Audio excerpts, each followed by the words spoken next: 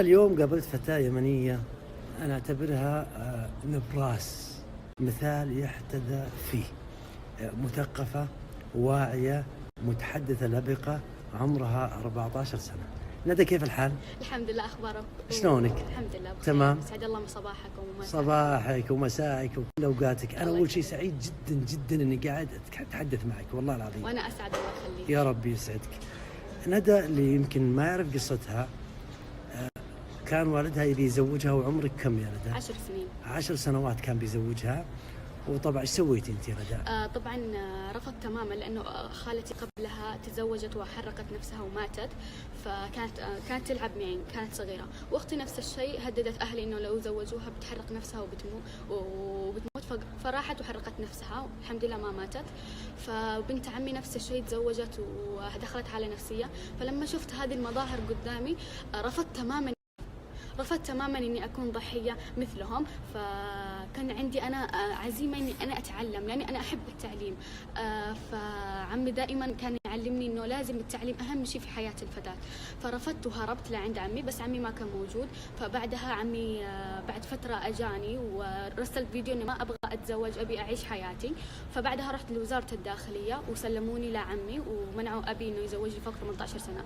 وطبعا تنبيه فقط انه انا وابي وامي تماما متصالحين، والله يحفظهم لي، وهم تاج على راسي. والحمد لله عرفوا انه هذا الشيء خطا، وانا احبهم. وارسل لكم رساله اني احبكم بشكل كبير.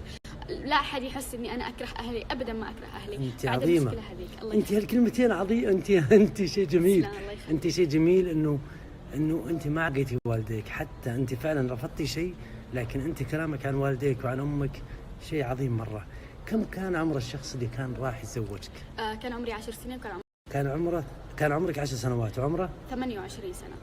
طيب ايش تقولي رساله للبنات القصر اللي الان في بعض الاباء او بعض الاخوان يبغون يزوجونهم؟ طبعا هذه المشكلة موجودة في مجتمعنا، منها أسباب كثيرة وليس الفقر فقط. طبعا الفقر يبرر هذه الزيجات. طبعا أسبابها أن العادات والتقاليد عندنا أصبحت لازم أن البنت تتزوج في عمرها هذا. فعلينا أولا يجب نحن نوعي الأهل بمخاطر هذه الزيجات، وأن نحن نوعيهم أنه أخطارها كبيرة جدا. ممكن أن البنت هذه لما تكبر وتصير أنت مثلا في عمر الشيخوخة، ممكن أنها ما تساعدك، لأنها تعرف أنك أنت مثلا دمرت حياتها، ما خلتها تكمل تعليمها.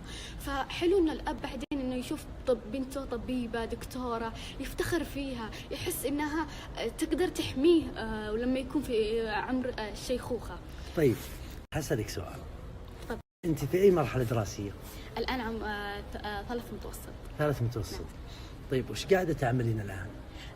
ناشطة حقوقية في مجال حقوق الطفل.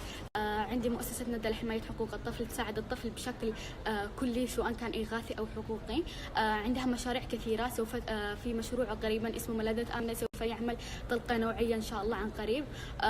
وأيضا عندي كتاب طبع لأكثر من 7 لغات عالمية.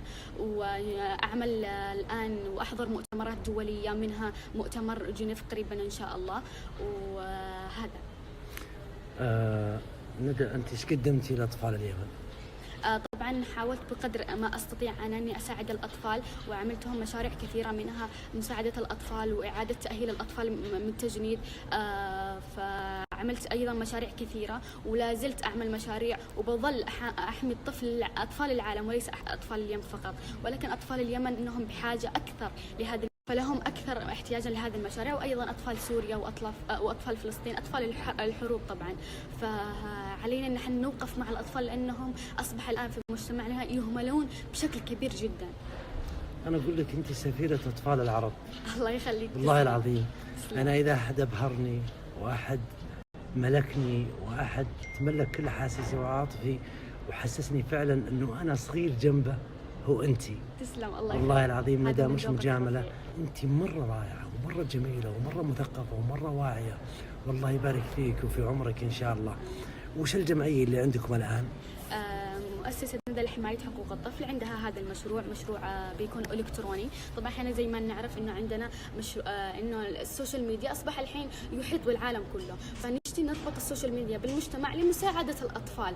فيجب نحن نساعد الأطفال بشكل كبير، سواء كان بأي طريقة، لأنه أي مساعدة تأتي فأي مساعدة للطفل ممكن تغير حياته. زي ما نعرف كل يوم انتهاكات تحصل، كل يوم أمراض تحصل مثل الكوليرا وأمراض كثيرة تسيطر على البلدان اللي فيها حروب، البلدان النامية. فعلينا أولا نوقف مع الأطفال ونكون معهم بكل قوتنا، لأنهم أبرياء، إنهم ملائكة في الأرض، ما اقترفوا شيء خطأ في الحياة عشان مثلا يكسبون يحصل لهم هذا كله. طيب وش البروشور اللي عندي كلام المطويات؟ هذا البروشور مؤسسة ندى لحماية حقوق الطفل، مؤسسة إنسانية حقوقية تعمل من أجل الدفاع عن حقوق الطفل بما يضمن له العيش بسلام في ظل بيئة ملائمة اجتماعيا وتربويا وعلميا. هذه لها رابط إلكتروني؟ نعم لها رابط إلكتروني. الحين بصوره عادي أي مش مشكلة. هنا الرابط.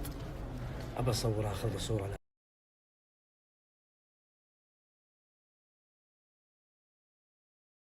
ندى وش حابة تقولين الحين؟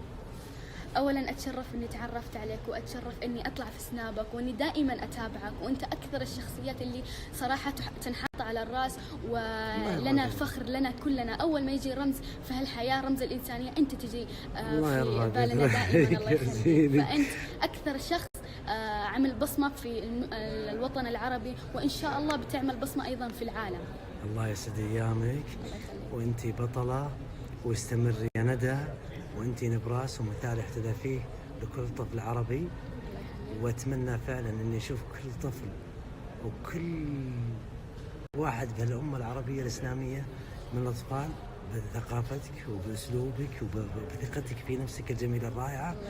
وانا والله اقول لك انت حتصلي مراحل ما وصل احد غيرك. انا واثق من الشيء هذا لانك انت مبدعه. الله يخليك. هذا اللي شرف انك تقول لي هذا الكلام، وهذه شهاده انا افتخر فيها. أنا بحط سناب هالبطلة وهالجميلة وهالرائعة وهالمثقفة وهالمحاربة وسفيرة أطفال العرب. الله يخليك إن شاء الله. ادعموها في السناب، وقفوا معها. عندها جمعيات خيرية تدعم الأطفال المتضررين من الزلازل، من الحروب، من الأمراض، من الاستغلال، من الجنس، من كل شيء. البنت مثقفة وواعية جدا، ادعموها ووقفوا معها وتستاهل الدعم. ضيفوها في السناب وتابعوها، وكل عام وانت بخير. وانت الف خير. وان شاء الله نشوفك انا يوم من الايام سفيرة اطفال العرب ان شاء الله، وفي منظمة اممية عالمية، مش محلية او خليجية او عربية، الا عالمية. وانا متاكد راح تصلي ان شاء الله. كلامك هذا اكيد راح يكون ان شاء الله، بدام انت تدعم الاطفال وتحاول انك ترفع من معنوياتهم. يا حبيبي شاكر لك يا رب. الله يخليك. انت عارفة من كل الكلام هذا اللي خلى شعر جسمي يوقف كذا انه ابوك كان حيزوجك وعمرك 10 سنوات، وانت بعد كل هالعناء وهالتعب وهالالم وهالحزن تقولي انا احترم ابوي وامي، وانا مش زعلانه، ولهم كل احترام والتقدير. وانا بقول لك شيء واحد، شمي الشماغ في عطر، شمي على راسك يا موسى، لانك تستاهلين دام انت رضيت والدين. وبالتوفيق يا بطل. اكيد اللي ما يحب ابوه واللي ما يعيش مع ابوه ما يعرف ابدا طعم الحياه. فالام والاب اهم ما في الحياه، لانهم هم اللي يصنعون الشخص، وهم اللي يتعبون وربونا وحاولون معاه. فالام والاب اهم شيء. انتبهوا لامكم ابوكم لانهم يحبوكم. مستحيل ما في اب في الحياه ما يحب ابنه، حتى لو جاروا عليهم. نعم حتى لو جاروا عليهم. الله عليك، انت عظيمه، انت شيء جميل في الحياه الدنيا. الله يخليك. الله يعطيك العافيه. يعافيك يا رب.